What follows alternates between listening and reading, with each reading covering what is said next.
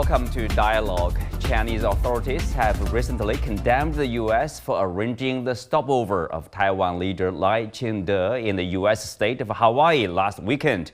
The start of Lai's trip this week through the Pacific region of so-called diplomatic allies. The Chinese side reiterated that the Taiwan question is at the core of China's core interests and is the first red line that cannot be crossed in China-U.S. relations. What's Lai's trip really about, and what's his intention by having stopovers in U.S. territories? Why is the Taiwan question so sensitive in China-U.S. relationship? And what might be the policies of the new U.S. government regarding Taiwan? Join us for discussion today, live from Beijing. I'm Xu Qinduo.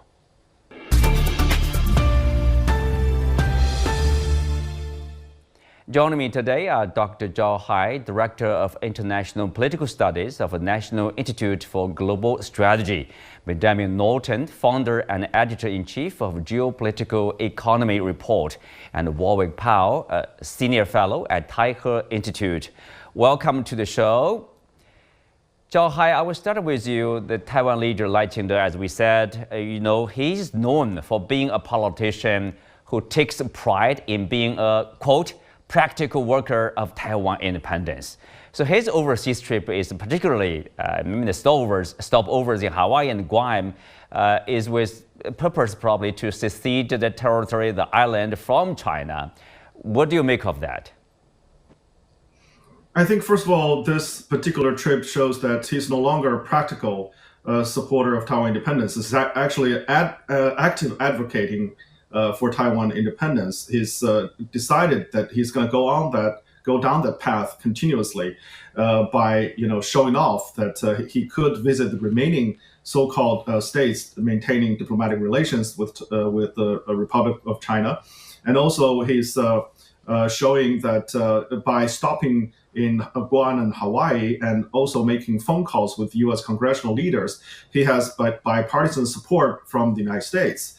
And he threw himself, particularly the current DPP government, into the so-called defense of the first island chain, which means that he actively involved Taiwan into the geopolitical competition between China and the United States. So at this point, I think he's basically trying to use the United States as a supporter, a backer of his agenda for more Taiwan, moving more towards Taiwan independence. And he's playing a very dangerous game here, even though with the recent military exercise of China around the island, and also China has, as you said, strongly protested and condemned such practice.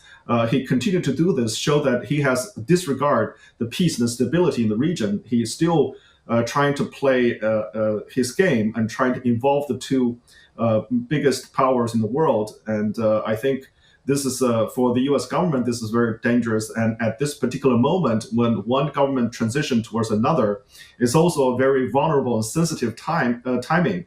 So I think at this point, this entire trip is highly alert for Chinese government and Chinese people. Warwick, as Zhao has said, the timing is interesting. Of course, we see the Biden government is basically concluding, and Trump is yet to come back to the White House. And the timing of the trip, and also you see the telephone conversations, with U.S. There's the House Speaker, even Mike Johnson.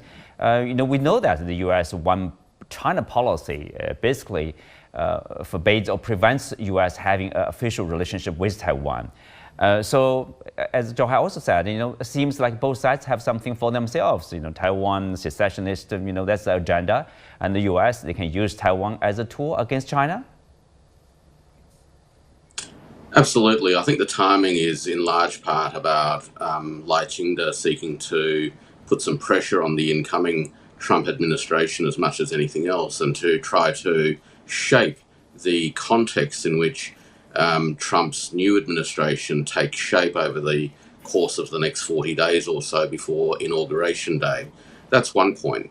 The second point, of course, is that Lai has been a long-term advocate for Taiwanese independence and separatism and needs to ensure that he is able to demonstrate to his domestic support base that he is able to continue to prosecute this particular agenda. It is a very dangerous pathway to tread, in large part because I don't believe, firstly, that there is a groundswell of opinion on the island itself in relation to getting behind the separatist agenda. We know this because the election result did not deliver an overwhelming majority at all for Lai. That's the first thing. And the second thing is that I actually doubt that the Americans actually want to see separatism get too far out of hand, because they know that that will create way too much trouble for what it's worth. What Washington would prefer, of course, is for Lai to be on a leash, but at the same time be able to adjust the temperature from time to time and ensure that there is a continued state of instability across the Straits and in the South China and East China Seas. And that situation suits Washington down to a T. Ben, what do you make of the U.S. policy? You know, we do officially say they have the one China policy, acknowledging there's only one China. Taiwan is part of China, but at the same time, they do, continue to, for example, to sell weapons to the island. In recent times, twice actually. So, what's the real intention? Basically, Taiwan is a tool, given this worsening relationship between Beijing and Washington. So Taiwan is more outstanding in that kind of a tool, in the toolbox, let's say? Yeah, well, what we can see is that the United States is using Taiwan to push the boundaries as it tries to essentially escalate in this kind of very aggressive foreign policy against mainland China. So we see that the U.S. at the same time has been expanding export controls, imposing sanctions, and now talking about tariffs. So there are different strategies that the United States is using. Taiwan is one of them. It's a very important one. And it's also very dangerous, of course, because this is actually violating in spirit the very foundation of U.S.-China relations. Let's not forget that in the 1970s and early 80s, the U.S. and China signed the 3 communiques that made it very clear that there is only one China. The United States recognized the one China policy. But what we have seen since then is a policy of strategic ambiguity. Go back to 1979, the year when the U.S. formally recognized the People's Republic of China, that same year, the U.S. Congress passed the Taiwan Relations Act that maintained continued weapon shipments to Taiwan. And what we've seen is that in 1982, the U.S. and China signed the 3rd communique, in which Washington pledged over time to stop sending weapons to Taiwan. They pledged in 1982 that they would not sell a higher level of weapons, a higher amount than they had previously sold. Well, the U.S. has been violating that pledge and selling more and more weapons to Taiwan, which is, again, part of this strategy of trying to push the boundaries in more and more openly support these extreme separatist movements in Taiwan, which, by the way, do not have the support of the people of Taiwan. Polls show that only around 8% of people support these extremist secessionist views. The vast majority of people in Taiwan do not support these views, but the U.S. is supporting these very extreme forces that are, again, trying to push the boundaries in order to turn up the diplomatic pressure on mainland China. Thank you, Ben, for explaining the history and why Taiwan question is so sensitive in China-U.S. relationship. And Zhao Hai, while condemning the U.S. for arranging the stopovers, so-called for Lai Ching-te, Beijing also said, make it very clear. I would say reiterate the principle that Taiwan question is at the core of China's core interests and the first red line that cannot be crossed in China-U.S. relations. The Chinese side has been patient and repeating those lines. Tell us, how do you see this red line, this core of the core interest here? Well, over time, China has told the U.S. that we have core interests that the U.S. should not touch or violate, which includes China's political institutions, China's sovereignty, and China's right to development. And at this particular time, China said that Taiwan is China's core of the core interests, meaning that we're elevating the Taiwan issue to the top of those core interests. And that's why I think China also reiterated that this is the first red line that should not be crossed. And China's sovereign issue is above all the most important, most most important thing that in Chinese people's mind and also for the Chinese leadership. So I think after last year's San Francisco meeting, and even before that, President Biden has promised China not to support Taiwan independence movement and also not to violate China's sovereignty. And at this, even though with continuous discussion about whether or not the U.S. should maintain strategic ambiguity, so far the U.S. has came out always saying that they will continue the one China policy. So if what they say and meet what they do, then of course there's no problem. But at this particular moment, as the previous speaker explained, the United States violate their own promise again and again, and they blame China for upsetting the status quo, which is really absurd. So I think the U.S. side from the Biden administration probably tried first to persuade Nancy Pelosi from visiting Taiwan, and then this time probably push Lai Ching-te further away to just visit those islands instead of visiting the U.S. mainland. But still, there are forces in the United States. Let's say not only there are extreme forces, secessionist or separatist forces on the island, but also there's those extreme politicians in the United States is not satisfied with the current playing of Taiwan cards. They want to play the card more often. And this is the time that they can use to show that they want to play the Taiwan card, showing their support, and the two parties actually competing for more tough stance against China by using this opportunity. So again, I think Taiwan people, again, is not deciding what should be best for the interest of the island and their people.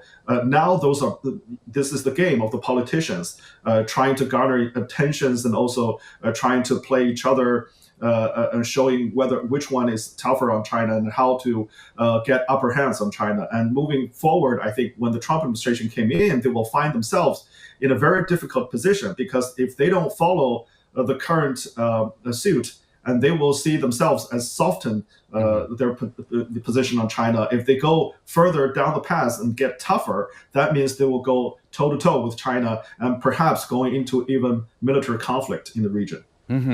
Military conflict, Warwick, is that the consequence of crossing the line? Are people expecting or assuming that if the U.S., with the support of Taiwan and the authorities somehow cross that red line, what will happen? Well, I think it's important to recognise that from the perspective of the People's Republic of China, and indeed from the perspective of those on the island, that there is one China. That's the first thing to remember, which means that from a sovereignty and a territorial point of view, the island is part and parcel of a much larger sovereign nation. Now, in an environment where there is a threat to that sovereignty from external forces, then it is quite reasonable for the government of that sovereign nation to exercise whatever actions it needs to exercise in a prudent way to protect its own sovereignty.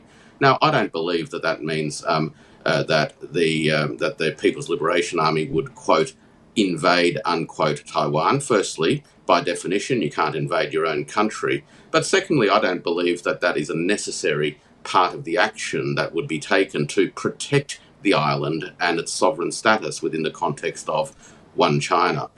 What China has actually demonstrated over the last few years is its ability to rapidly circumnavigate the island and protect it from external interference. And there is no reason why that kind of approach would not be a reasonable response should sovereignty be threatened.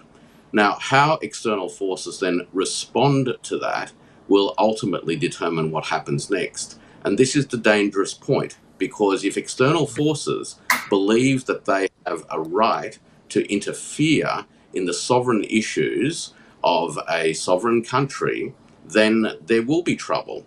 And, let the world be warned that external provocateurs who are pushing this issue for their own geopolitical interests, and they have been doing this for 7 decades or more, are starting to jeopardize the pathways to peace, long-term peace and stability in the region. And that is not in the interests of both the peoples on both sides of the straits, let alone other parts of the region. That's true. That's not only about China, but also about this larger regional peace and stability. Maybe for that purpose, the Chinese side has been, let's say, patient and also resorting to other measures to try to basically protect its sovereignty and territorial integrity. We see that the Chinese side has been responding with the U.S. arms deal with some countermeasures, against the 13 U.S. military firms and the 6 senior executives of the I guess the companies involved in selling weapons to the Taiwan side. Warwick, what will be the impact? Some people would say, well, the question is China in the position to impose those measures. The measures will be biting, and then that will have an effect on those involved in supporting the secession moves in the island? Look, the pursuit of public diplomacy, particularly at an international level, needs to be done in a judicious and careful manner. Now, these incremental responses are aimed at sending messages to other parties so that they can make better judgments about how to conduct their own business with the interests of broader regional stability in mind. Now, needless to say, the People's Republic of China is no doubt in a position to extend the scaffold of responses, and there is a long way to go. But the whole point of having modest responses that send the clear messages is to avoid ratcheting up tensions and to create a pathway by which all parties involved can, in a sense, de-escalate so that some common ground can be formed or at least found, and which provides the basis for the re-establishment of regional security and stability. And that's why the responses have been incredibly calibrated and, relatively speaking, very, very modest. No doubt there are some people who would like to see much harsher, quicker, intense responses, but I think it is appropriate for responses to be pursued in a measured way that provides plenty of room for all concerned to get back to the table and to find the sensible pathway forward. Well, Ben, speak of the arms sales to Taiwan. I think one international scholar half-jokingly said that, if the U.S. really intends to see a real effect with arms sales to give Taiwan, they need to sell all the U.S. weapons to Taiwan to protect Taiwan, so-called protect Taiwan. But, it does not have the effect, it does not affect the situation, the real situation. But why keep on selling weapons to Taiwan? Well, it's a political message, both to mainland China and the Taiwan authorities. It's an act of provocation against mainland China, which we see that the U.S. is fueling conflicts around the world because, unfortunately, U.S. foreign policy does not seek to resolve conflicts, but rather to exacerbate conflicts when politicians in Washington perceive them as serving U.S. interests. So by provoking mainland China, the U.S. wants some kind of response so then it can portray China supposedly as aggressive when obviously it's responding to U.S. aggression. The U.S. is the aggressor, but this is often how U.S. foreign policy works. It provokes a response, the other party responds, and then the U.S. points to that response. The U.S. media points to that response as supposed evidence of aggression, and then the U.S. continues moving up the escalation ladder. So this is part of the strategy. It's also a message to the authorities on Taiwan Island because, again, as I stressed, poll after poll over years has shown that the vast majority of people on Taiwan Island do not support this extreme secessionist movement, which, again, only has the support of around 8% of the population. The vast majority of people want to continue the status quo. They want to continue to improve relations with the mainland. So many people have family members and friends on both sides. They go across the Taiwan Strait for business, for studies, for work. So the U.S., by continuing to sell these weapons, continues to provoke the mainland to show these secessionist forces that the U.S. is supporting them and to exacerbate this conflict so it doesn't get better over time. Because from the perspective of some of these hawks in Washington, they can clearly see that over time, Taiwan and mainland China will grow closer and closer together. Economically, they will integrate more, and this is inevitable. So by continuing to provoke conflict, the U.S. seeks to prevent that inevitable reconciliation. And I'm sure, some of the companies will make money out of that arms sales. Well, of course, and they make money. Yeah, continuously. And Ben, speak of that, with this continuous U.S. arms sale to Taiwan, it undermines, let's say, at least the trust, the confidence, for example, Beijing's confidence in the U.S. On one hand, you say you have one China policy. On the other hand, you are trying to sell arms to part of my territory to support the independence movement. Of course, I would question your sincerity in terms of your pledge, your promise to me of one China policy, right? That's absolutely right. And this is also hurting the image of the United States around the world. We've seen, especially in recent years, that Washington has walked away from numerous binding agreements. Let's not forget what happened with Iran.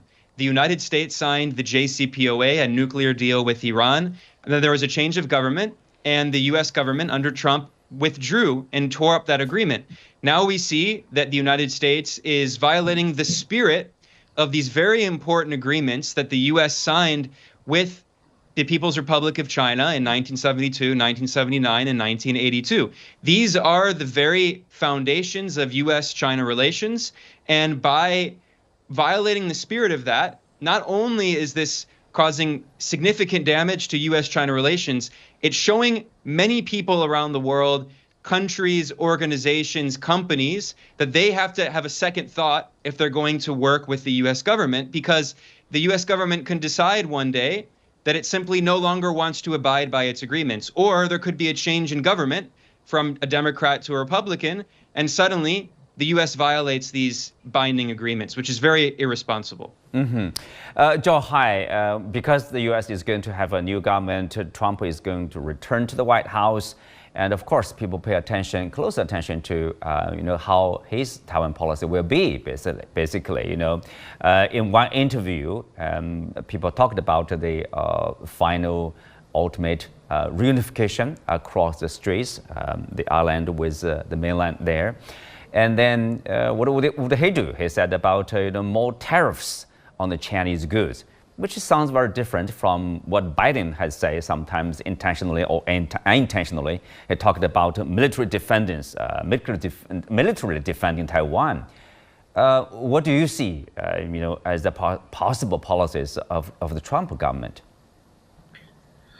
I have to separate Trump from Trump government. For Trump, he has said some things about Taiwan, like you said, either putting a tariff on China if China sort of using military against, if the mainland China used military against Taiwan, or he's talking about even punishing or destroying the TSMC, the company, for preventing that falling to the Chinese hands, or to force Taiwan to increase its military expenditure, buying more from the United States. So he has wild ideas about what to do with Taiwan from time to time, and he's not set.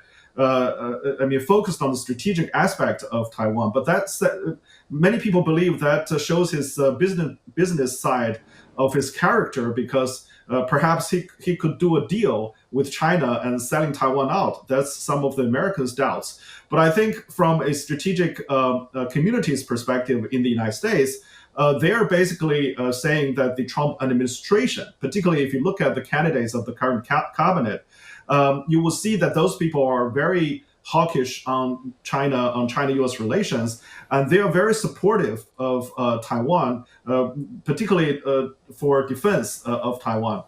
So you just mentioned the selling of more weapons to Taiwan. I think there's another aspect to this, which means that previously they're just selling Taiwan, asking for a lot of money for those equipment that they know that Taiwan will use in a time of war. But this time they're selling a lot of practical weapon systems that could be used in the real war, and they are offering to train the Taiwan civilians to fight against the Chinese military. And their strategy is basically build Taiwan as a porcupine. It's called porcupine strategy, and also for the Taiwanese to defend the first wave of invasion and then wait for Americans and other allies to come to rescue. Those are kind of real plan. They're planning to fight a real war across the Taiwan Strait. So that's why I'm saying this is very dangerous, because they think they can use the military to resolve this issue rather than giving peace a chance for China to peacefully reunify and talk with the Taiwan Authority about peaceful reunification. So according to the China's anti-secession law, if there's no hope for peaceful reunification, China is justified to use force. So again, I think this kind of provocation, including continuous escalation of the tension and also elevating Taiwan's so-called diplomatic positions and increasing military, economic, all aspect of cooperation, official cooperation between the two sides is very dangerous. It's playing with fire. Warwick, do you think the U.S. side is aware of how dangerous the situation could be, in particular for the Trump government? I mean, Zhao Hai made a good point. Trump and Trump government could be different there. And do you have concerns about the next 4 years over the Taiwan question? Look, the Americans have a long track record of preferring kinetic interventions rather than mainstream peace-oriented diplomacy. Ever since the end of the Cold War, the United States has initiated on average 3.7 military interventions per year.